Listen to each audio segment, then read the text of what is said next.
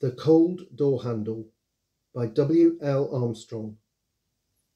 The young lady was in her early 20s and wore a thin, simple metal band on her fourth left-hand finger, its shiny nature denoting her recent marriage to her lifelong sweetheart.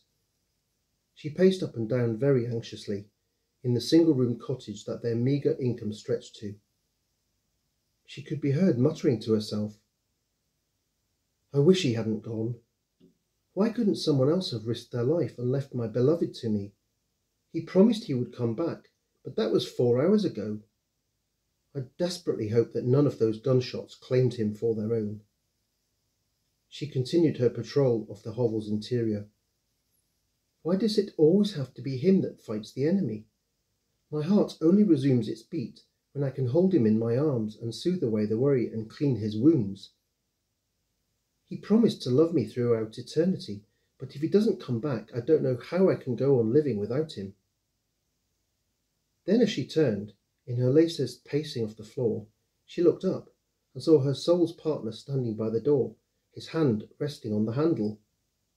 He looked completely exhausted and his clothes were in rags, with blood smeared across his forehead. "I promised I'd return to you and that we will be together throughout eternity. So here I am, my dearest, beautiful wife. We were trying to rescue some of our neighbours from being taken away by the soldiers. We managed to free them from their arrest, but although 4 of us escaped, 1 was killed. Yet I know the fight will continue against these cruel invaders." She said, "Thank goodness you were one of the ones to survive and escape. I have been frantic in case you fell in the fight. You are my life and very being." She reached out to touch his hand, and with a sharp gasp found herself holding the cold door handle. He said, "I didn't." As she fainted, she felt the baby stir within her.